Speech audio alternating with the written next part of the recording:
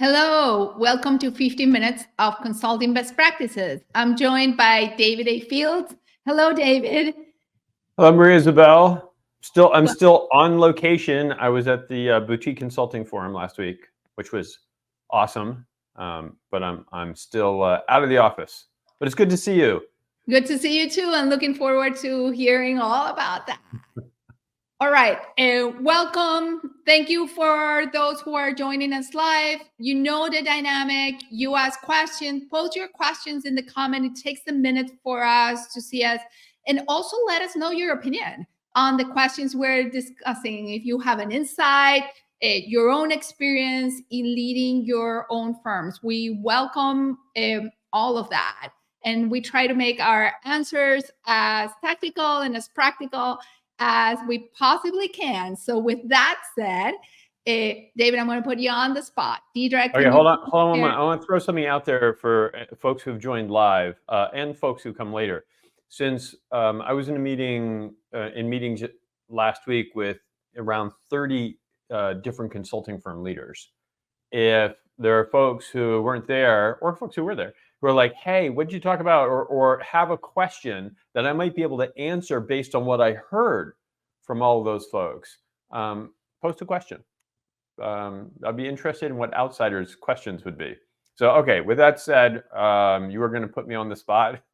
Welcome back. Yes. Love that. All right, Deidre, can you share the first question? Tony submitted a question. This one's for you, David, all right? He leads, they're rapidly growing their team of consultants, especially at the junior level. How do they balance the firm's desire to have consultants become efficient through repetition versus junior consultants' desire to gain broad exposure to different types of projects?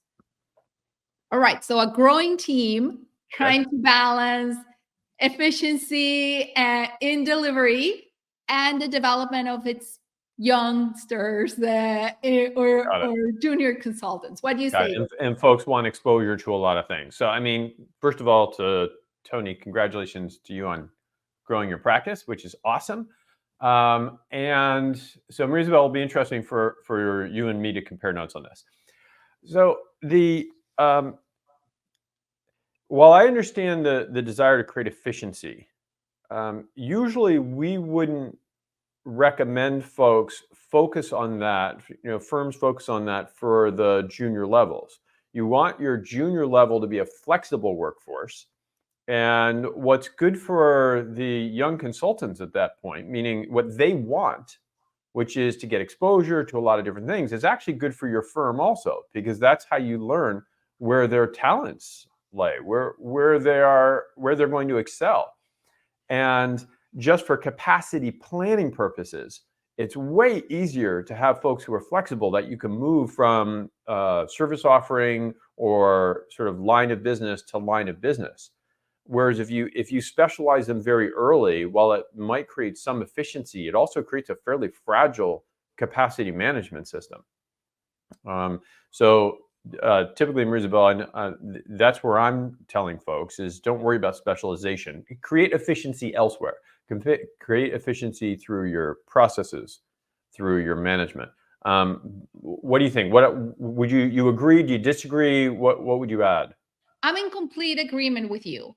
I think the strategy of allowing junior folks to get broader exposure enriches the team in that they will also have exposure to different senior team members, different ways of working projects, different ways of managing clients. So not only on the subject matter, which they can over time define whether they have a preference or not regarding subject matter, but also to different styles of working, different styles of connecting. And so it enriches the toolkit way beyond what kind of technically it provides. The one caveat, though, is there are certain firms where technical expertise at the junior level is super important. For those firms, then maybe you have a parallel track. So that's a good point. And actually, I mean, that makes me think. So There are of course a lot of different consulting firm models. And if you have a model where you are trying to have fairly low price offering, low cost offering, you're going to have a lot of clients and deliver with efficiency. So a really operationally driven consulting firm, then you will need folks to specialize and become good at something fairly early. And then I think it's just making sure you're upfront with folks when you're hiring about the model of the firm. And what do you think about that, Maria Isabel? Because I think I was biased, and when I was listening to this question, of thinking of a more, sort of a strategy type consulting practice. I think you're like in everything, probably an 80-20 model applies, where there's only 20% of firms where the junior level expertise is so technical that people need to learn to do it really well, and therefore changing into a different offering or into a different area of focus for the firm will not be something viable. But for the 80% of firms, absolutely. And making career paths transparent and saying where do they merge and where do they diverge. It's also very helpful as folks see others' progress through the firm. Yeah. They not only need to know what's going to happen to them, but also to be able to read what is happening to other team members and to the careers of other team members, and understanding that it's not most likely one path that applies to every single consultant that's at the firm as well. Yeah, I think that makes a lot of sense. And hello, Carol. Hi, Carol. And is this Carol's question? I'm assuming it is. Carol, we cannot see your name, so thank you for telling us it's you. Hi. Then whatever it is, I'm going to read it. So Maria Isabel, you have to answer it. I love this idea of having people who have general knowledge and experience in a specific field. My team tends to be able to execute on a variety of engagements, which is extremely helpful for capacity. Okay, so it sounds like it's you're saying that's in a similar, your team works that way.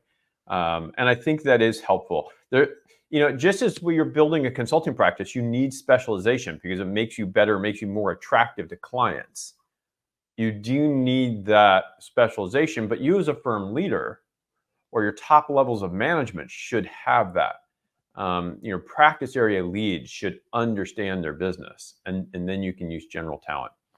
And I think it generally translates well. The trust factor in an individual's expertise, a senior leader's expertise, translates very well to the more junior team that it's working with them. So don't assume that a client will see a team as being any less able or capable because not everybody has the same depth of expertise. Clients also work in teams where folks have different levels of expertise. That's very easily translatable and understandable. Exactly right. All right, let's do another question. Deidre, what else do we have in the queue? I didn't get to ask Maria Isabel a question. Let's see. Oh, look, it's a question from me or someone like me. I used a referral to make a new contact, and now we're having a scheduled call. It's the first time I will be talking to them. What should I be saying? Do you want to do this one, Maria Isabel? You want me to do this one? Sure, I can do it. All right, go for it. All right. Thank you, Dave. And congratulations on getting a referral, right? That's one great element to grow your network and to meet great people. So my first question to you, Dave, is what is a successful outcome of that initial touch point for you? I think if we figure that out, then the rest of your call will align, will flow more naturally to you. If you know us, as it seems you do, you won't be surprised that we advocate that the focus and a successful outcome of the call is that you've been able to create a deep level of connection or a deeper level of connection with this person you're just meeting. And that you're right side up, meaning you make the call about them, right? So unsurprisingly, in our world, that's success. In terms of meeting somebody new specifically. So where I often see these calls fail is if we get introduced, we're so excited to meet somebody new and at the potential of a new project that we forget that the call is not about a new project or a new engagement yet. the call is about meeting somebody who will be part of your network. What do you think, David? So I agree. Obviously, I agree with that. Here's a thought. Can we do a role play and we can model what we call a right side up inquiry? So which is the best way and the way we always recommend you start a call. So let's just say I've been introduced to you, through somebody, which is great. I mean, it doesn't actually for me matter whether we've been introduced by somebody or not, because I start every call with a new prospect the same way. So I will always say, so Maria Isabel, where are you today? Right. So I'm in sunny Southeast Florida. Where are you, David? That is excellent. As it happens, I am also in sunny Southern Florida, though not as southern as you. But I'm down here for this conference. Okay, little blah, blah, back and forth, a little bit of, relationship rapport building. And they say, all right, so Maria Isabel, I know that, we were introduced by this mutual person, but just tell me, what would make this conversation most useful and helpful and valuable for you today? And that line, what would make this conversation most helpful, useful, valuable for you? And I may change the order of those words, but I'm always going to use those words. That's how we start every single conversation. Then that's what I would do. Come on. Right. There's an element in here, David, folks who do this on a regular basis, and we encourage you to do it on a regular basis, will often find that people say, well, what would make it also useful and valuable for you? So David, I say blah, blah, blah, right? And then what would make it useful and valuable for you? Okay, so now depending on how I'm coming into this, but assuming it's just blind, I'll typically say, what makes this valuable for me is just getting to meet you, know you a little bit, create an understanding. If we do that, then it's been a perfect call. Because that's all I'm interested in, right? Is creating the relationship. If I hear something, if I hear an opportunity, then I can use the turn. Right, which is what it's built for, and we can have a future call. But for this, oh my gosh, the best thing that could ever happen is we create a relationship. Maybe you bring something up, maybe not, and I'm going to end by saying, this has just been a great conversation. I have two questions. One, would you like to have another conversation? Right, and if you say yes, we're gonna say, oh, what do you think? It's February right now. April, May, June, when would it make sense? Okay, and let you set the cadence. And if it went particularly well and I'm feeling brave and bold, then I might ask you for an introduction also. Maria Isabel, you said you're part of this this networking group in South Florida, and you met last week. Think about the people you met last week. Who was like who just knocked your socks off in terms of conversation, right? So I'm going to go through that and ask for introductions. And that's how it ended, which is, by the way, not at all what the person asked. Exactly. It's just a question I decided to answer. Right. And I think you maintain two things in here. You were true to yourself, that you didn't switch from saying, the objective of this call is connection, into a sales mode. And also, you took an opportunity when you saw it via the turn, right? So the turn allows you not to break that promise and right. That commitment. Right, which is exactly what it's built for. So if you get an opportunity, that's great, to go towards business.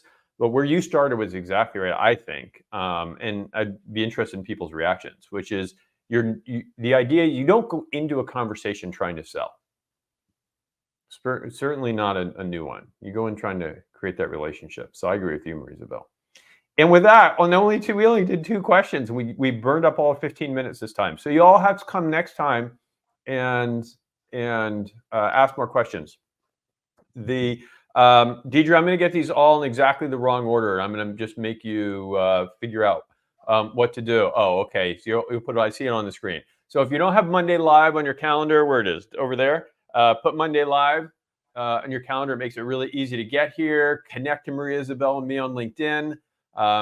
It's just great having you as connections. This is great. I get little prompts from Deidre.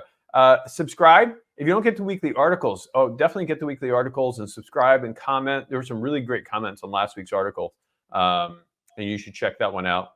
And bring someone. Let's make this a bigger party on Mondays. And with that, Marisabel, thank you for setting things up. Deidre, thank you for running it. And those of you who are here live and in replay, thank you for being here. We really appreciate you being here. Always remember that consulting is not about you, though. It's not about us. It's about them. It's about clients. It's about the prospects. So give them value and give them kindness. And we will see you next week. Yeah. Thank you so much. Ciao. Take care, all.